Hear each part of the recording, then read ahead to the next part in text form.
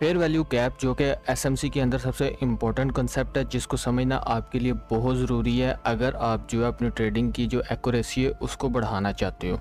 सबसे पहले ये समझ लेते हैं कि फेयर वैल्यू गैप होता क्या है, ये बनता क्यों है और ठीक है, और इसको आप कैसे आइडेंटिफाई कर सकते हो। सबसे पहले ये है कि फेयर वैल्यू गैप होता क्या है। फेयर वैल्यू गैप ये होता है कि जब कोई भी इंस्टीट्यूशन या बड़ा पैसा मार्केट में एंटर होता है तो वहाँ पर किसी एक पॉइंट पे बाइंग और सेलिंग जब इम्बैलेंस हो जाती है तो एक गैप क्रिएट हो जाता है। ठीक है, वो चाहे सेल की तरफ हो चाहे बाई की तरफ हो, वहाँ पर एक इम्बैलेंस क्रिएट होने से गैप क्रिएट होता है। अब मार्केट जब ये गैप क्रिएट करती है तो मार्केट दोबारा उस गैप के तरफ लाजमी आती है। वो इसलिए आती है कि वहाँ पर उस पॉइंट पे जब एक ज़्यादा पैसा एंटर होता है मार्केट में तो बाइंग और सेलिंग में जब इम्बैलेंस आता है तो कुछ ऑर्डर्स वहाँ पर पेंडिंग रह जाते हैं। जब वो ऑर्डर्स पेंडिंग रहते हैं तो उनको फिल करने के लिए मार्केट दोबारा उस जोन में आती है, और जब उस जोन में आती है तो जो पेंडिंग ऑर्डर्स फिल हो जाते हैं तो फिर मार्केट अपने मूव की तरफ चली जाती है। ठीक है, और फेयर वैल्यू गैप जो बेसिकली होता है ये 3 कैंडल से मिलके बनता है। ठीक है जी, 3 कैंडल के दरमियान जो है वो गैप को बोलते हैं। अब सबसे पहले ये देख लो कि ये यहाँ पर हम ये देख लेते हैं कि फेयर वैल्यू गैप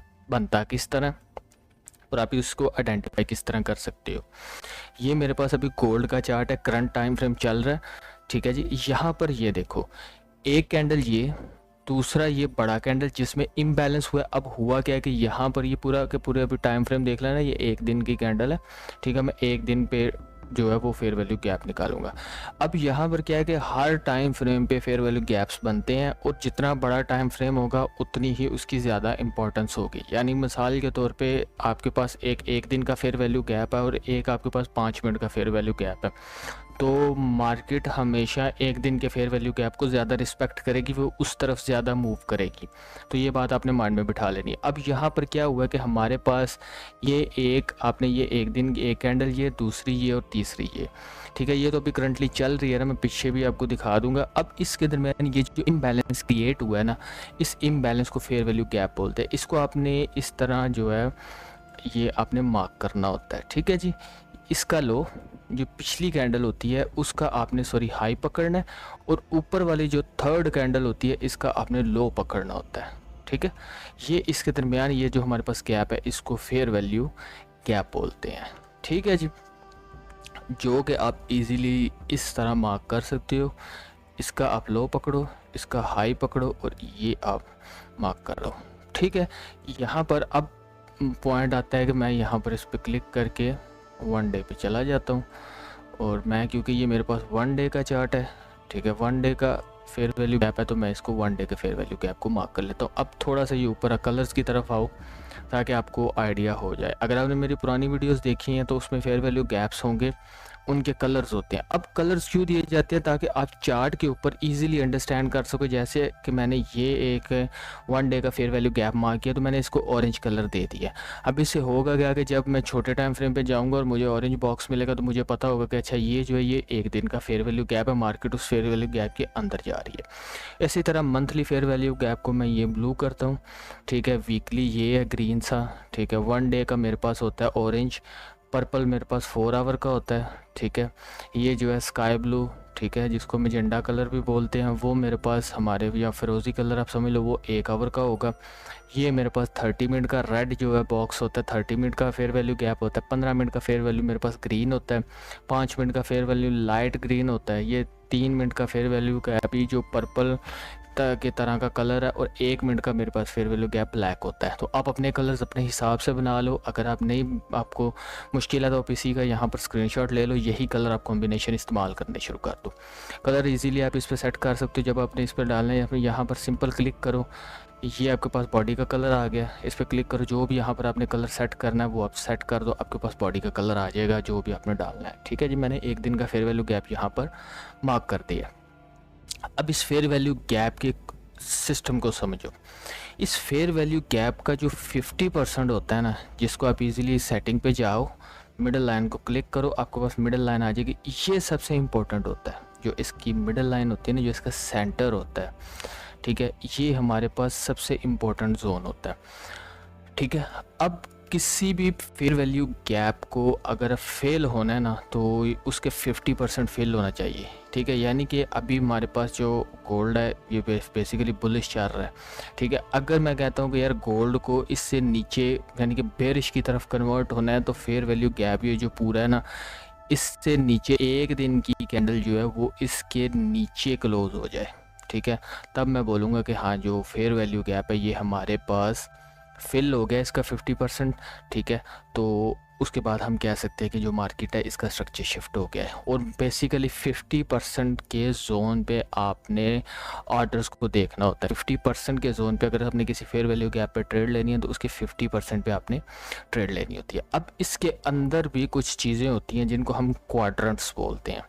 वो हमने सिंपल किस तरह मार्क करने हैं, आपने फिबोनाची टूल ले लेना है, हाई पे रख के लो तक प्लेस करना है, ठीक है। मैंने तो यहाँ पर वैसे सबकी सेटिंग्स रखी हुई हैं, जिनके नाम भी मैंने साइड पे लिखे हुए हैं, वो आ जाते हैं। सेटिंग आप इसकी देख लो। सेटिंग में आपने कुछ नहीं, सिंपल 0.1 0.5 जो इसका सेंटर हो गया, 0.25 और 0.75, ठीक है जी। ये जो है ऊपर और नीचे इसके हाई लोज हो गए। उसके बाद ये सेंटर में देखो, ये जो है ये इसका अपर क्वाड्रेंट हो गया, ठीक है, जिसको हम अपर क्वाड्रेंट बोलते हैं। DUQ का मतलब होता है डेली अपर क्वाड्रेंट, ठीक है। और DLQ का मैंने मतलब रखा हुआ है डेली लोअर क्वाड्रेंट। ये नाम आप अपने हिसाब से रख लो, कुछ भी रख लो, जो आपकी मर्ज़ी है। अब क्या एक बात याद रखना, जैसे जो सेंटर वाला पार्ट है ना, अगर ये 100% इम्पोर्टेंट है, तो जो क्वाड्रेंट्स होते हैं ना, ये समझ लो कि आपके 70% इम्पोर्टेंट है। सम टाइम क्या होता है कि मार्केट जो सेंटर है उससे नीचे क्लोजिंग दे जाती है, लेकिन जो लोअर क्वाड्रेंट है इससे वापस रिवर्स हो जाती है। इसी तरह सम टाइम अगर हमारे पास जो फेयर वैल्यू गैप है वो बुलिश है, ठीक है, तो उसमें क्या होता है कि मार्केट अगर नीचे से ऊपर की तरफ आ रही है, ठीक है। अभी मैं आपको ये भी बताता हूँ कि जैसे ये फेयर वैल्यू गैप ना, ये बुलिश फेयर वैल्यू गैप है, क्योंकि एक बुलिश कैंडल के अंदर ये फॉर्म हुआ है, तो इसको नीचे की तरफ आना चाहिए। और अगर बेरिश को फेयर वैल्यू गैप होगा तो वो ऊपर की तरफ जाना चाहिए। अगर बेरिश फेयर वैल्यू गैप है, लेट्स सपोज उसके 50% क्वाड्रेंट से अगर मार्केट ऊपर जाती है ना, तो समटाइम ये 50% से ऊपर अगर क्लोज होती है तो समटाइम अपर जो क्वाड्रेंट है उससे रिजेक्ट हो जाती है। आई होप आपको इसकी मार्किंग की समझ आ गई हो कि फेयर वैल्यू गैप जो है ये किस तरह काम करता है। अब यहाँ पर हम छोटे टाइम फ्रेम पे चलते हैं ताकि आप इजीली फेयर वैल्यू गैप्स को अंडरस्टैंड कर सको, ठीक है। मैं यहाँ पर ये करता हूँ, ठीक है जी। करने के बाद मैं एक यहाँ पर कहीं पे 4 आवर का फेयर वैल्यू गैप मार्क करता हूँ, जिससे आपको ईजी अंडरस्टैंडिंग हो जाए। Wait a second.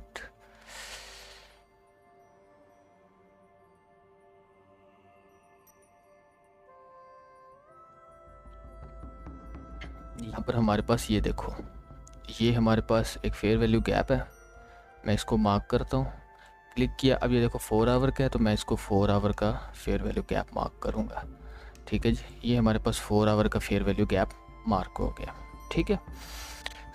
अब ये देख लो, यहाँ पर अगर मैं इसके डालूँ क्वाड्रेंट्स, ठीक है, ये हमारे पास बेरिश फेयर वैल्यू गैप है। ये देख लो एक बेरिश कैंडल के अंदर फॉर्म हुआ है।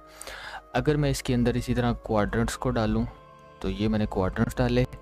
अब अगर हम करंटली टाइम फ्रेम पे आते हैं तो ये देखना, मार्केट ने क्या किया जी, 4 आवर फेयर वैल्यू गैप के हिसाब से मार्केट इसके अंदर जाने की कोशिश की है, लेकिन ये जो फर्स्ट लोअर क्वाड्रेंट था इसने मार्केट को रिजेक्ट करके नीचे फेंक दिया, ठीक है जी। अब इसमें क्या है कि जब तक ये जो 4 आवर का फेयर वैल्यू गैप फिल नहीं होता, मार्केट के लिए ये एक बहुत बड़ा जो है वो सर देता है। इस जब तक ये फिल नहीं होता, यहाँ पर थोड़ी सी मार्केट स्लो करेगी, ऊपर जाएगी, फिर नीचे आएगी, फिर ऊपर जाएगी, फिर नीचे आएगी, मार्केट इसी तरह घूमती रहेगी। जिसकी मैं आपको ना एक एग्जांपल देता हूँ, जो करंटली एग्जांपल थी, ठीक है, वो आपको इजी अंडरस्टैंड कर देगी मैं किसकी बात कर रहा हूँ। मैं यहाँ पर आता हूँ, ठीक है, जो कि मेरा दूसरा एक चार्ट है गोल्ड का। उस पर हमारे पास यहाँ पर थोड़ा सा अगर हम आए नीचे की तरफ, मैं इनको अगर करूँ रिमूव, ठीक है। अभी मैं आपको 4 आवर फेयर वैल्यू गैप का बताता हूँ, फिर उसके बाद हम बड़े फेयर वैल्यू गैप्स को भी अंडरस्टैंड करेंगे। अब ये देखो, ये हमारे पास 4 आवर का फेयर वैल्यू गैप था, जो कि यहाँ पर बेरिश बना, बेरिश गैप बना, मार्केट नीचे आई, ठीक है। नीचे आने के बाद मार्केट ने यहाँ पर जैसे इसको टैप किया, सेंटर तक मार्केट गई, सेंटर ने इसको रिवर्स किया, मार्केट ने इसका जो लोअर क्वाड्रेंट था वो भी मार्केट इसके ऊपर नहीं क्लोज कर सकी और नीचे गिर गई। मार्केट ने इसने फेयर वैल्यू गैप ने मार्केट को नीचे फेंक दिया। नीचे आई मार्केट, फिर एक पूरा सर्कल बनाने के बाद जब दोबारा रिवर्स हुई, रिवर्स होने के बाद मार्केट ने इसका सेंटर से भी क्लोजिंग दी और ऊपर भी क्लोजिंग दी। अब ये जो चीज़ होती है ना, इसको बोलते हैं मोहॉक। ठीक है, जब भी फेयर वैल्यू गैप ने फिल होना है ना, ठीक है, चाहे 4 आवर का हो चाहे कोई भी फेयर वैल्यू गैप हो, वो एक अच्छी डिस्प्लेसमेंट के साथ फिल हो तो उसको आप कह सकते हो कि हाँ मार्केट का फेयर वैल्यू गैप अच्छा फिल हुआ है। डिस्प्लेसमेंट क्या होता है कि जैसे ये एक बड़ी कैंडल है ना, एक पूरी की पूरी बड़ी कैंडल इसको फिल करे। जैसे यहाँ पर अब जब यहाँ से मार्केट ये मोहॉक हुआ है, मोहॉक होने के बाद नीचे गिरिया है, तो ये बड़ी कैंडल थी, ठीक है, लेकिन फिर भी इसने रिजेक्ट किया। अब मैं वो बताता हूँ रिजेक्ट क्यों किया। 4 आवर का फेयर वैल्यू गैप फिल हो गया। अब इसको भी ध्यान से समझना। अगर आप जैसे इसको 4 आवर का फेयर वैल्यू गैप कंसिडर कर रहे होते, देख रहे होते, तो यहाँ पर एक आपको किक मिलनी थी। ठीक है, कि अगर आपने देखा 4 आवर का फेयर वैल्यू गैप का हो गया हमारे पास फिल हो गया तो मार्केट बुलिश हो गया, तो मैं बुलिश की एंट्री लेता तो आपको एसएल जाने थे। वो बताता हूँ क्यों। फिर मार्केट नीचे की तरफ आना शुरू हुई। नीचे की तरफ आने के बाद मार्केट ने थर्ड टाइम जब इसको फिल किया और मार्केट ऊपर चली गई है। ठीक है, ये 4 आवर का मैंने आपको फेयर वैल्यू के समझाया। अब मैं यहाँ पर आपको बताता हूँ कि ये चीज़ क्यों हुई है। ये देखो, ऑरेंज मैंने आपको पहले बताया कि ऑरेंज जो है वो एक दिन का मेरे पास फेयर वैल्यू गैप आता है। अब इसको हम 4 आवर की नज़र से देखेंगे। 1 डे का फेयर वैल्यू गैप मार्क है यहाँ पर, ठीक है, जो मैं आपको दिखाता भी हूँ। एक दिन पे जाते हैं, एक दिन के ऊपर आए। अब यहाँ पर एक बात याद रखना, कुछ लोग कहते हैं कि भाई जो फेयर वैल्यू गैप है वो अगर एक दफ़ा फिल हो जाता है उसके बाद वो यूज़ हो गया, उसका कोई काम नहीं। ऐसे नहीं होता। फेयर वैल्यू गैप कब तक कहाँ तक यूज़ में रहते हैं वो भी आपको मैं आगे बताता हूँ। सबसे पहले ये देखो, ये हमारे पास बुलिश फेयर वैल्यू गैप था, मार्केट इससे नीचे आए। नीचे आने के बाद अब यहाँ पर एक और चीज़ सुनो, जब bullish fair value gap fill हो जाता है ना, यहाँ पर बुलिश फेयर वैल्यू गैप बना, मार्केट ऊपर गई, नीचे आगे मार्केट ने इससे नीचे यहाँ पर क्लोजिंग दे दी। जब bullish fair value gap fill होता है तो वो इन्वर्जन में चला जाता है। इन्वर्जन में क्या कि वो उल्टा काम करना शुरू कर देता है। बुलिश फेयर वैल्यू गैप का मतलब ये होता है कि मार्केट को नीचे ना जाने दे, यानी कि बुलिश में मार्केट ऊपर से आती है, और जब बुलिश में मार्केट ऊपर से आती है तो उसका काम होता है मार्केट को नीचे ना जाने देना, यहाँ से रोक कर रिवर्स करना। ठीक है, यहाँ पर ये बुलिश फेयर वैल्यू गैप बना। बुलिश फेयर वैल्यू गैप का असल में काम होता है मार्केट को यहाँ पर आकर रिवर्स करे। ठीक है, वेट अ सेकंड, मार्केट को यहाँ से रिवर्स करे, ये बुलिश का असल में काम होता है। लेकिन जब bullish fair value gap fill हो जाता है तो फिर वो इन्वर्जन में चला जाता है। इन्वर्जन में क्या मतलब कि वो as a bearish fair value gap act करना शुरू कर देता है। जब पहले इसका काम था कि मार्केट को ऊपर लेके जाना, फिर बाद में इसका काम ये हो जाता है कि मार्केट को ऊपर ना जाने देना, मार्केट को नीचे फेंकना। तो ये यहाँ पर चीज़ हुई है। ये 1 डे का फेयर वैल्यू गैप था। ठीक है, उसके बाद अब ये देखो, जब मार्केट ने यहाँ पर इसका इन्वर्जन लेवल बनाया, एक दफ़ा फेयर वैल्यू गैप 1 डे का यहाँ पर टैप इन हुआ है, जो कि इसके लोअर क्वाड्रेंट, ये ग्रीन लाइन आपको नज़र आ रही है, जो कि 4 आवर का फेयर वैल्यू गैप भी था। मैं यहाँ से 4 आवर का ख़त्म करता हूँ। ठीक है, यहाँ लगा रहने देता हूँ, आपको इसकी समझ आ जाए। ये इसका लोअर क्वाड्रेंट था जो कि 4 आवर का अपर क्वाड्रेंट था, और 1 डे का लोअर क्वाड्रेंट था जो कि बहुत ही क्रूशल जोन था, क्योंकि 2 फेयर वैल्यू गैप्स के क्वाड्रेंट इकट्ठे आ गए। मार्केट ने इसको नीचे फेंका, आ गया नीचे। फिर उसके बाद दोबारा आया, इसने 4 आवर का सेंटर तो फिल किया है, 4 आवर का सेंटर फिल किया है। ठीक है, ये 1 डे की कैंडल की बात बता रहा हूँ, ये भी कैंडल 1 डे देखिए, ये देख लेना 1 डे के हिसाब से समझो। 4 आवर से भी नीचे गिरा है, और 1 डे का जो एक दिन का लोअर क्वाड्रेंट था उससे भी ऊपर क्लोज नहीं हुआ, उसने मार्केट को नीचे फेंका है। ठीक है, फिर उसके बाद नेक्स्ट टाइम आया है, नेक्स्ट टाइम भी आया है, लोअर क्वाड्रेंट से गिरा है, फिर उसके बाद ऊपर चली गई मार्केट, लोअर क्वाड्रेंट से भी, सेंटर से भी। उसके बाद ये जो ऊपर हमारे पास अपर क्वाड्रेंट था इससे भी ऊपर चली गई, फिर उसके बाद ये नीचे आ गई। लेकिन उसके बाद लास्ट टाइम क्या हुआ है कि 2 दिन के बाद जब फिर नेक्स्ट कैंडल बनी है तो ये एक प्रॉपर डिस्प्लेसमेंट के साथ ऊपर क्लोज हुई है, तो इसका मतलब है जो फेयर वैल्यू गैप है ये फिल हो गया। ठीक है, अब यहाँ पर क्या हुआ है कि ये अगर यहाँ पर इन्वर्जन लेवल पे आया था तो इन्वर्जन लेवल ने उसको दोबारा फेयर वैल्यू गैप को bullish fair value gap claim कर लिया है। तो अब ये as a bullish fair value gap दोबारा से काम करना शुरू कर देगा, यानी अब इसका काम होगा कि मार्केट को नीचे ना जाने देना। ठीक है जी, जिसके साथ हमारे पास आज की जब ये कैंडल क्लोज होगी तो एक दिन का ये फेयर वैल्यू गैप भी बच जाएगा। अब हम आ जाते हैं 4 आवर पे। अच्छा ये देखो 4 आवर के टाइम फ्रेम पे जो मैंने कह रहा था ना कि एक दिन का जो फेयर वैल्यू गैप है वहाँ से रिजेक्ट हुई है। मैंने ये देखो जब मैंने आपको बताया है कि मार्केट इस 4 आवर का ये जो नीचे वाला फेयर वैल्यू गैप है इससे जब ऊपर क्लोज किया है, ऊपर इसके साथ में था हमारे पास एक दिन का फेयर वैल्यू गैप जिसने इसको नीचे रिजेक्ट किया। मैं इसलिए कह रहा था ये मोहॉक है, लेकिन मोहॉक के साथ हमारे पास एक दिन का फेयर वैल्यू गैप था तो मार्केट उसको इसने नीचे फेंक दिया। अगर मेरे पास ये सिंपल 4 आवर का फेयर वैल्यू गैप होता तो यहाँ पर मैंने हो जाना था ट्रैप, क्योंकि ये 4 आवर का फेयर वैल्यू गैप हम जो मैक्सिमम ट्रेड लेते हैं ना, हमें स्कैल्पर या इंट्राडे ट्रेडर, ठीक है, तो हम जो है वो 1 मिनट 3 मिनट 5 मिनट के टाइम फ्रेम पे ट्रेड करते हैं, तो इसलिए हमें ये चीज़ें देखनी ज़रूरी हो जाती है। ठीक है, अच्छा अब हम नेक्स्ट ये चीज़ देखते हैं कि कौन सा फेयर वैल्यू गैप कब तक काम करता है। ठीक है, कोई भी जो फेयर वैल्यू गैप है ना ये मैक्सिमम 60 दिन तक काम करता है। इसको इब्डा डाटा रेंज बोलते हैं। ठीक है, इब्डा रेंज बोलते हैं। इसका बेसिकली मतलब ये होता है कि जो 60 दिन है ना आपके पास, ठीक है, ये उसके अंदर अंदर जो भी हमारे पास चीज़ें होंगी वो काम करेंगी। आपने वो 60 दिन यहाँ से गिन लेने हैं।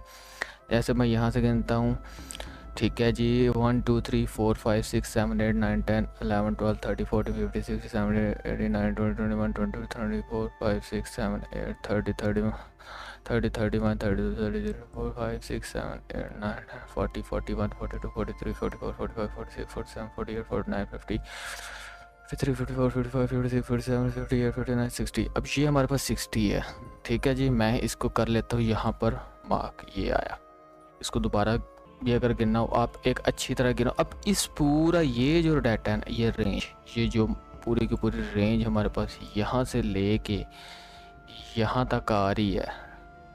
ठीक है, मैं इसका ये भी सेंटर लाइन भी और एक्सटेंडेड राइट पे ख़त्म कर दूँ। ये देखो ये जो पूरी की पूरी रेंज है ना, इसके अंदर जितने भी फेयर वैल्यू गैप्स हैं वो सारे के सारे काम करेंगे।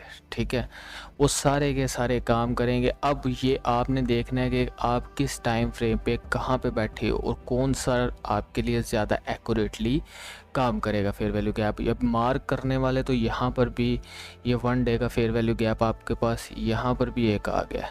ठीक है, यहाँ पर भी अगर मैं मार्क कर दूँ तो ये मेरे पास 1 डे का फेयर वैल्यू गैप है। ठीक है, ये देखो ये भी मेरे पास फेयर वैल्यू गैप है जिसने यहाँ से मार्केट को नीचे जाने ही नहीं दिया। ये नज़र आ रहा है। ठीक है, यहाँ पर क्या था, मैं आपको यहाँ पर भी उसी तरह मार्क करके दिखा देता हूँ। ये मोहॉक था, मार्केट यहाँ से जब एक दिन में नीचे आई है, ये मोहॉक करके मार्केट वापस रिवर्स चली गई। रिवर्स जाने के बाद जब ये हमारे पास क्या था, अब देखो बुलिश फेयर वैल्यू गैप जब वो इन्वर्जन लेवल में आया, इन्वर्जन लेवल में आने के बाद जब उसको रिक्लेम किया तो हमारे पास ये फिर से बुलिश बन गया। तो बुलिश का काम होता है मार्केट को ऊपर या नीचे ना जाने देना। तो यहाँ पर इसने ब्यूटीफुली काम किया, यहाँ से भी नीचे जाने दिया। ठीक है, एक तो अब ये देखो जब यहाँ पर ये फेयर वैल्यू गैप ये था, इन्वर्जन लेवल पे आया, फिर जब यहाँ पर आकर फिल हुआ, रिवर्स हुआ, तो यहाँ से इसने एक दफ़ा रिजेक्ट किया, दूसरी दफ़ा यहाँ से रिजेक्ट किया, तीसरी दफ़ा यहाँ से रिजेक्ट किया। ठीक है, अब चौथी दफ़ा अगर मार्केट यहाँ ऊपर से नीचे की तरफ बेरिश की तरफ आई तो इसने जाना है फिल लो। ठीक है जी, यहाँ से ये फिल होगा, फिर मार्केट ऑल द वे नीचे। ठीक है, और उसी तरह अगर यहाँ पर आप देख लो तो यहाँ पर भी हमारे पास एक दिन का फेयर वैल्यू गैप है पड़ा हुआ। ठीक है, अब ये तो वैसे इस रेंज से बाहर हो चुका हुआ, लेकिन इसने यहाँ पर प्रॉपर काम किया था। ठीक है, आपको समझ आ गई। उसी तरह अब इसमें क्या होता है कि आपने कौन से फेयर वैल्यू गैप्स को मार्क करना होता है, किन पे आपने ज़्यादा देखना होता है, वो सारी चीज़ें। जैसे कि अगर आप ट्रेड करते हो 15 मिनट पे, ठीक है, या मतलब 5 मिनट पे, 3 मिनट पे, 1 मिनट पे अगर आप स्कैल्पिंग करते हो या आप करते हो हमारा इंट्राडे करते हो तो आप सिंपल 15 मिनट के टाइम फ्रेम पे आप एंट्री लो। उसके लिए आपने क्या करना है, एक दिन 4 आवर ये जो फेयर वैल्यू गैप्स होते हैं आपने इनको मार्क करना होता है, क्योंकि नीचे के फेयर वैल्यू गैप से आपका कोई काम नहीं है। 4 आवर का फेयर वैल्यू गैप, 1 आवर का फेयर वैल्यू गैप और एक दिन का फेयर वैल्यू गैप। बड़े जो फेयर वैल्यू गैप्स होते हैं जैसे मंथली और वीकली, वो भी अपने प्रॉपर काम करते हैं, लेकिन उनको जो है वो हम इसलिए ज़्यादा नहीं करते क्योंकि हमारा काम होता है स्कैल्पिंग करना, क्योंकि हमने स्विंग ट्रेड तो करनी नहीं होती कि हम एक बड़ी ट्रेड को होल्ड कर लें या हम जो है वो बड़ी ट्रेड के अंदर एंटर हो जाए। जैसे एक बड़ी ट्रेड स्विंग क्या थी, आप यहाँ से बाई की एंट्री लेते और अभी तक इसको होल्ड करके बैठे होते, तो ये आपकी एक बाई की एंट्री थी। लेकिन असल में हम करते हैं मोस्टली यहाँ पर लोग जो है वो स्कैल्पिंग या इंट्राडे करते हैं। तो उसके लिए आपने ये करना होता है, जैसे मैं करता हूँ 5 मिनट पे ट्रेड। 5 मिनट पे अगर मैंने ट्रेड करनी है तो मैं सबसे ज़्यादा जो फेयर वैल्यू गैप्स है जिन पे नज़र रखता हूँ वो 1 दिन का फेयर वैल्यू गैप होता है, 4 आवर का फेयर वैल्यू गैप होता है। ठीक है, ये मैं 2 मेन फेयर वैल्यू गैप्स हैं जिन पे नज़र रखता हूँ। उसके साथ मेरे पास जो है वो 1 आवर और 15 मिनट का फेयर वैल्यू गैप होता है। ठीक है, कि 1 आवर का, यानी कि 1 आवर के टाइम फ्रेम पे आप एनालिसिस कर लो। ठीक है, उसको प्रिसाइज करके 5 मिनट में एंट्री ले लो। 1 डे पे आपने बायस निकालना होता है, 1 घंटे पे आपने जो है वो मार्केट को एनालाइज करना होता है और 5 मिनट में आपने एंट्री लेनी होती है। ये एक पूरा का पूरा टाइम फ्रेम का सिस्टम होता है।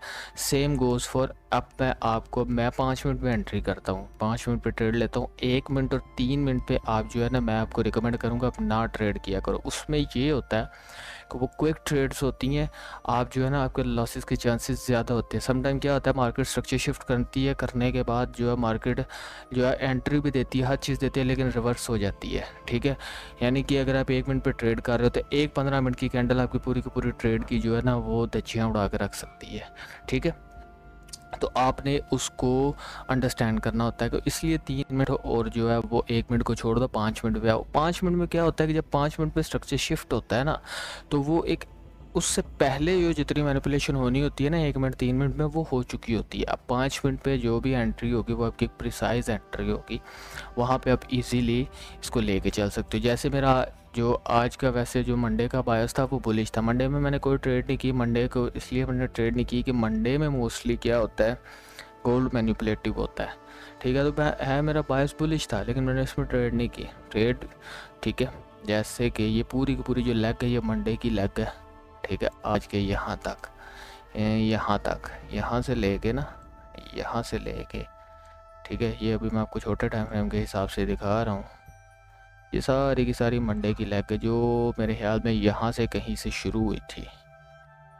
संडे यहाँ से कहीं से,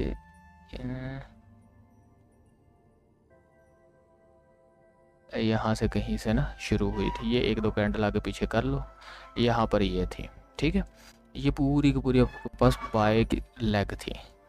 ठीक है जी, अब इसमें अगर आप बाय की कहीं पे भी एंट्री लेते, तो अगर आज के टाइम पे जिसने भी सेल की एंट्रीज बनाने की कोशिश की है वो तो क्या, ठीक है, आज के दिन में सीआरटी भी कोई काम नहीं किया। सीआरटी गोल्ड के ऊपर सीआरटी के 3 टाइम फ्रेम है जिनके अंदर मैं ट्रेड करता हूँ, तीनों काम नहीं किए, क्योंकि स्ट्रक्चर जो है वो बायस बुलिश था।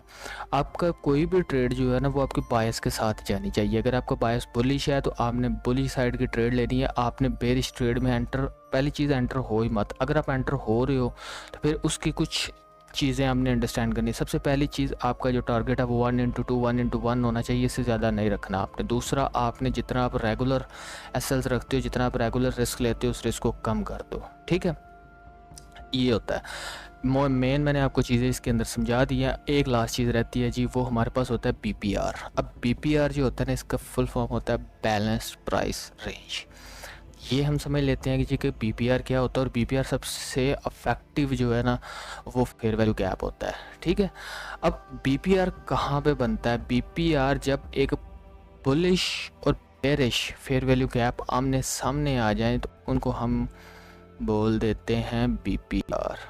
यहाँ पर हमारे पास, अगर यहाँ पर मैं थोड़ा सा जूम करूँ तो ये देखो, यहाँ पर हमारे पास एक बेरिश फेयर वैल्यू गैप जो कि यहाँ पर क्रिएट हुआ।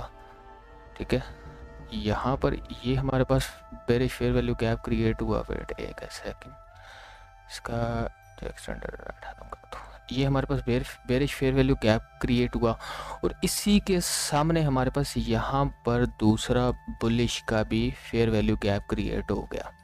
ठीक है, इसको हम बेसिकली ये देख लो, आमने सामने एक दूसरे के फेयर वैल्यू गैप क्रिएट हो गए हैं। तो इसमें क्या होता है कि जो सबसे ऐसा जोन होता है जो दोनों के अंदर सेम हो, उसको हम मार्क कर लेते हैं, इसको हम बीपीआर बोलते हैं। अब इसके अंदर आपने एक चीज़ को माइंड में रखना है कि जो बीपीआर होता है ना, ये सबसे आपके लिए समझ लो कि एक कन्फर्म सिग्नल होता है कि मार्केट ने जब स्ट्रक्चर शिफ्ट करके बीपीआर बनाया, तो अगर मार्केट उस बीपीआर को टैप करके गिरती है तो ये एक बहुत बड़े मूव तक गिरती है, ये बहुत बड़ा मूव देती है। तो इसके लिए आपने बीपीआर को माइंड में रखना है। अभी भी मेरे पास 5 मिनट का बीपीआर है, लेकिन बीपीआर के साथ यहाँ पर मेरे ना एक और चीज़ आ गई है माइंड में, वो भी आप देखो। वो क्या था? ठीक है, फेयर वैल्यू गैप यहाँ पर बना, ठीक है, ये पूरे का पूरा स्ट्रक्चर आ रहा था, फेयर वैल्यू गैप बना, मार्केट ने इस फेयर वैल्यू गैप को फिल किया, फिल करने के बाद ऊपर चली गई। ऊपर जाते वक्त मार्केट यहाँ पर फेयर वैल्यू गैप छोड़ते छोड़ते जा रही है।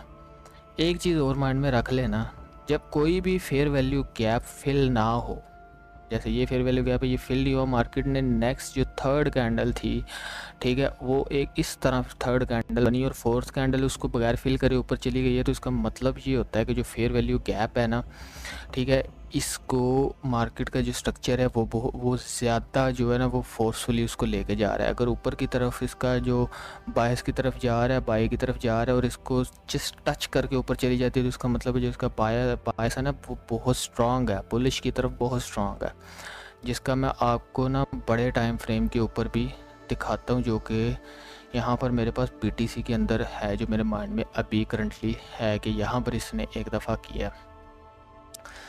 BTC पे आए, 1 डे का टाइम फ्रेम है जी, मैं यहाँ पर आपको दिखाता हूँ उसका जादू है, फिर हम BPR की एक एग्जांपल देखते हैं, ठीक है जी।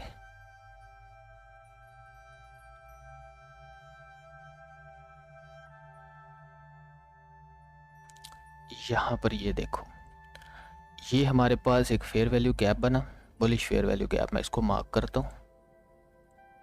मार्केट ने क्या किया, मार्केट ने इसको फिल नहीं किया, तीसरी कैंडल में फेयर वैल्यू गैप बना, फिल हुआ, चौथी जो कैंडल है ना वो हल्का सा इसमें आई है, हल्का सा, जो कि इसके क्वाड्रेंट्स को भी टच नहीं किया होगा, ठीक है, अगर क्वाड्रेंट भी लगा लो तो इसके क्वाड्रेंट पे भी नहीं गई। जब ये हल्का सा टच करके मार्केट रिवर्स होना शुरू हो जाए तो इसका मतलब है कि ये जो इसका बायस या बायस बुलिश की तरफ था, तो ये जो स्ट्रॉन्ग जो है ना इसका बायस है बुलिश की तरफ, तो इसमें फिर आपको बेरिश की एंट्रीज नहीं फाइंड करनी चाहिए जब आपको इस तरह का सिस्टम मिल जाए। ये मेरे माइंड में था बिटकॉइन का, इसलिए मैंने आपको इस टाइम फ्रेम पे दिखाया है, ठीक है। वो आप अलग कहीं पे भी और भी देख सकते हो जहाँ पर ये बनाओ। उसके बाद अब यहाँ पर ही मुझे BPR की भी एग्जांपल मिल गई है, ये भी 1 दिन का टाइम फ्रेम है, ठीक है। यहाँ पर मैं आया, यहाँ से लेके यहाँ तक ये मेरे पास BPR, जैसे ही मार्केट ने BPR को टैप इन किया है उसके बाद एक बोल द वे यहाँ से बिटकॉइन जो है ना 1,07,000 से गिर के सीधा आया 98 वाले जोन पे, ठीक है। तो ये BPR बना, BPR पर ये टैप इन करके बिटकॉइन नीचे गिरा। और अगर कोई लोग, अब ये देख लो, ये मैं आपके सामने BTC के अंदर कर रहा हूँ, कुछ लोग कहते हैं कि यार ये जो ICT के कंसेप्ट हैं ये गोल्ड पे काम नहीं करते, BTC के अंदर काम नहीं करते, ये BTC के अंदर भी वही काम करते हैं। जब ये फेयर वैल्यू गैप बना था ना, ठीक है, ये वाला जो फेयर वैल्यू गैप बना था, तो मैंने अभी मार्केट इसको जब इसके अंदर आई नहीं थी तो मैंने कहा था कि ये जो जोन है ना मार्केट यहाँ पर आ जाएगी। अब जैसे ही इसके बाद आई, ठीक है, तो यहाँ पर ये देखो जो इसका ये वाला जोन था ना, ठीक है, 9900 1,00,000 वाला, तो मैंने ये कहा था, मैंने कहा था ये लाख पे आ जाएगी। मैं अपने दोस्त को उस वक्त बता रहा था, तब मार्केट यहाँ पर थी इस दिन के कैंडल पे। मैंने इसको कहा था कि यार ये 1,00,000 वाले जोन पे आ जाएगी। और फिर ये देख लो, ये प्रॉपर काम किया। सबसे पहले इसने इसको क्वाड्रेंट से ऊपर फेंका, अपर क्वाड्रेंट से मार्केट ऊपर चली गई, फिर ऑल द वे दोबारा इस पर आई, आने के बाद इसने फिर क्वाड्रेंट से ऊपर फेंका, ऊपर गई, ऊपर BPR बनाया, BPR से नीचे गिरी। थर्ड टाइम क्या हुआ, क्वाड्रेंट से नीचे क्लोजिंग हुई, लेकिन जो सेंटर का जोन था इसने मार्केट को ऊपर की तरफ फेंका और ये देख लो ऊपर की तरफ जा रहा है, ठीक है। इसलिए मैंने यहाँ पर अभी भी बोला हुआ है कि यार ये जो है मेरा जो स्टांस है वो 1,13,000 तक तो ये आ ही जाएगा, क्योंकि फेयर वैल्यू गैप यहाँ पर बैक टू बैक इसने 2 छोड़े हैं, 1 और 2 फेयर वैल्यू गैप इसने बैक टू बैक छोड़े हैं।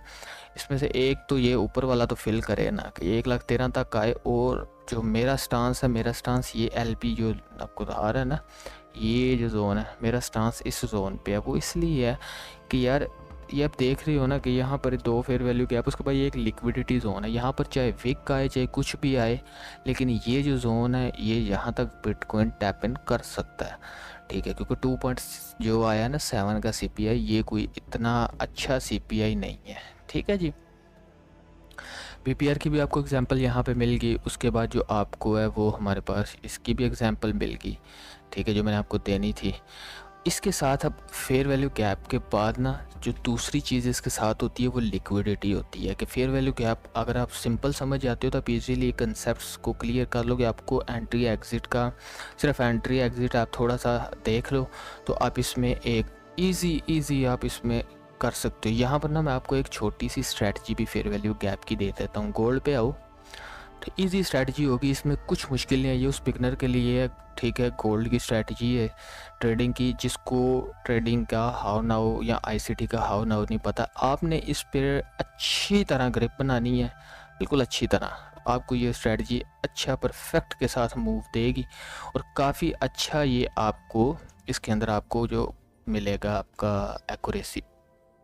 आपने सिंपल क्या करना है, आपके पास आपका बायस हो, मेरा बायस ये है, उसके बाद आपने 15 मिनट के टाइम फ्रेम पे आना है। 15 मिनट के टाइम फ्रेम पे आने के बाद कोई भी फेयर वैल्यू गैप है, अब यहाँ पर ऊपर तो नहीं आएगा, नीचे की तरफ आते हैं, ये देखो। अच्छा, मेरे पास यहाँ पर 15 मिनट का फेयर वैल्यू गैप ये था, मैं इसको सिंपल यहाँ से करूँगा मार्क। ठीक है, मार्क करने के बाद आपने इसको फुल से कर लेना जूम करने के बाद अब इस स्ट्रैटेजी के अंदर थोड़ा सा पेशेंस है। ऐसा नहीं कि आप इसके अंदर बोलो कि आपको डेली बेस पे ट्रेड्स मिलेंगी, लेकिन ये जो भी इसके अंदर आपको ट्रेड्स मिलेंगी वो हाई प्रोबेबिलिटी ट्रेड्स होंगी। ऐसा नहीं कि वो कोई नॉर्मल सी ट्रेड होगी, यहाँ आपका छोटा मोटा उसमें एसएल आएगा। एसएल आपके सॉरी टीपी आपके इसमें बड़े अच्छे आते हैं। आपने 15 मिनट का फेयर वैल्यू गैप मार्क कर लिया, मैं इसको थोड़ा सा मार्क कर लेता हूँ, जो कि किसी भी स्ट्रक्चर के साथ हो। ठीक है, जैसे मार्केट स्ट्रक्चर के साथ शिफ्ट हो रही है या मार्केट ने शिफ्ट किया तो जो आपके पास अनफिल्ड फेयर वैल्यू गैप था आपने उसको मार्क करना है, जो कि एक यहाँ पर भी था। ये देखो ये बीपीआर है, उससे पहले ये यहाँ पर ये भी देखो ये बीपीआर है। ठीक है, हमारे पास बीपीआर में मार्केट आई है और आने के बाद यहाँ पर देखो ऑल द वे कितना नीचे आई है। ये देखो, ये होता है बीपीआर का भी मज़ा जो मैंने आपको पहले बताया। अब यहाँ पर हम इसको कर लेते हैं पहले ख़त्म। सबसे पहले मैं 15 मिनट की जो आपको स्ट्रैटेजी है ना वो दिखा दो। तो 15 मिनट का आपने फेयर वैल्यू गैप मार्क किया, मार्क करने के बाद आप 5 मिनट के टाइम फ्रेम पे आओ। 5 मिनट के टाइम फ्रेम पे आने के बाद मैं वहाँ पर आपको जहाँ पर ये है वहाँ तक ले जाता हूँ। ये यहाँ पर हम आ गए। अब इसके अंदर आपने एंट्री कहाँ पे लेनी है, ये देखो 15 मिनट का फेयर वैल्यू गैप मार्क करने के बाद आपने करना है वेट। मार्केट उस 15 मिनट के फेयर वैल्यू गैप की आके टैप इन करे। अब टैप इन करने के बाद जब इसने उसी तरफ बाहर निकले, फेयर वैल्यू गैप से बाहर निकलने के बाद एक अच्छी कैंडल क्लोज करे तो आप इसके अंदर एंट्री ले लो। ठीक है, एंट्री ले लो और आपका जो एसएल है इस फेयर वैल्यू गैप से थोड़ा सा ऊपर हो।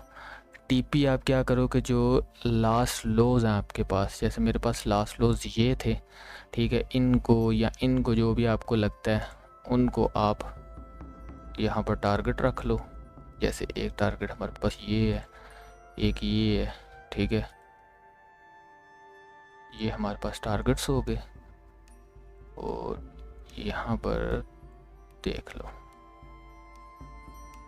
ये और ये, अगर आप दोनों को टारगेट रखते, यहाँ तक आप टारगेट रखते, ठीक है, तो आपका 1/4 निकल आना था। इसको नीचे वाले को टारगेट रख लेते तो आपका 1/10 का निकल आना था, जो कि बेसिकली एक आपकी स्विंग ट्रेड थी। ये मतलब ऐसा नहीं कि कुछ स्कैल्प ट्रेड होती है, ये स्विंग ट्रेड होती है। अगर आपने इस स्ट्रैटेजी पे काम करना है तो आप इस पर थोड़ा सा टाइम दो, इसको एनालाइज करो, बैक टेस्ट करो, फॉरवर्ड टेस्टिंग करो, तो फिर उसके बाद आप इस पर काम करना शुरू करो। ठीक है, और लिक्विडिटी जो है इसके साथ अगर आप मिला लेते हो तो आपका जो कंसेप्ट है वो ज़्यादा एक्यूरेटली काम करना शुरू कर देंगे। तो उसके लिए आप मेरी ये लिक्विडिटी की वीडियो देख लो। अगर आपको नई लिक्विडिटी आती है तो इस वीडियो को देखो, इसमें आपके सारे लिक्विडिटी के कंसेप्ट्स क्लियर हो जाएंगे। अल्लाह हाफिज़।